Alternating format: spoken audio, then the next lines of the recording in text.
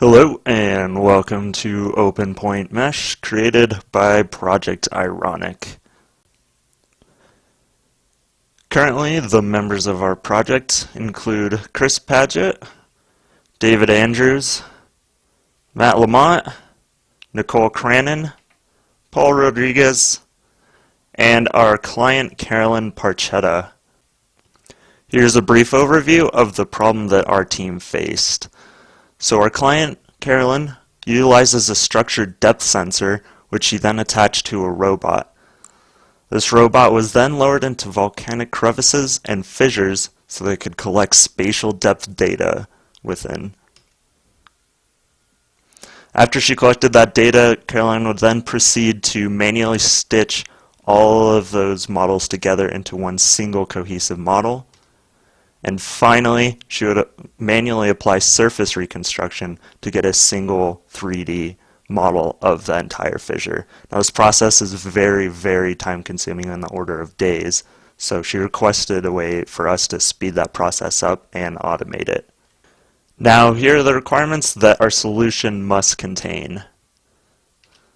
So the solution must decode the depth data from the ONI videos. Now those are the depth data videos that Carolyn recorded. It must stitch together those point clouds that we got out of the ONI videos. It must generate a 3D mesh from that single model. And finally, it must all be wrapped up in a user-friendly GUI. And now for an overview of our program's pipeline. First off, the user will initialize the program GUI. From here, they can select the desired ONI video that they want to turn into a full mesh. Next, we remove any unwanted frames with an interactive viewer. Now with this viewer, the user can stop, speed up, and remove any frames that they don't want to be in the final model. Next, we have to split that video into individual point clouds. So each frame of the video will be its own point cloud. After we have all those individual frames, we need to pre-process them. So we reduce the density with voxel grids and then remove outlier points with statistical outlier filtering.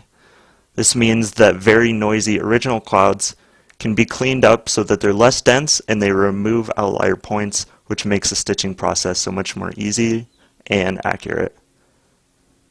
Next, we have to actually register each of those frames with the iterative closest point algorithm. So it sequentially joins each of those frames to make a single cohesive model of the original video. After that is finished, finally, we must apply a mesh to the model with the Poisson surface algorithm. This applies a surface to that generated model to create our final product. Because our program is an open source project, we want to make it as easy as possible for developers to download OpenPointMesh and extend it any way they want. That's why we included SuperBuild in our project.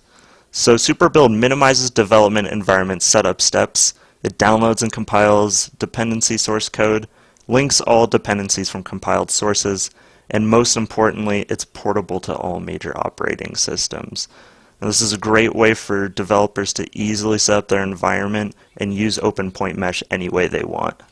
In order to extend our project's usability, OpenPointMesh also includes extensive documentation, such as a wiki, which answers basic questions and helps any developer set up their environment to use OpenPointMesh. It also has Doxygen-generated documentation. Now this outlines and defines all of the project's classes and methods, making it much easier for any developer to extend OpenPointMesh. Finally, to ensure OpenPointMesh's functionality, we must thoroughly test our program. To do this, we utilized Gtest, which is a unit testing framework. This allowed us to test the program's components' correctness and stability. We also included Qtest, which is a GUI testing framework. Qtest ensures that the graphical user interface responds properly to user input. Now, here is a demo of our program in action.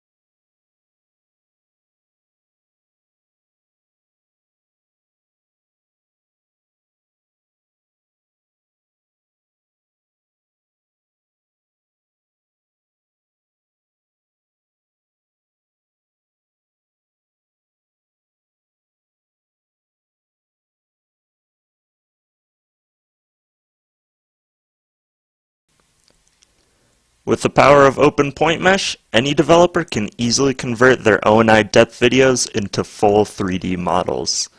Additionally, they have easy access to all the resources necessary to extend the project for their own uses.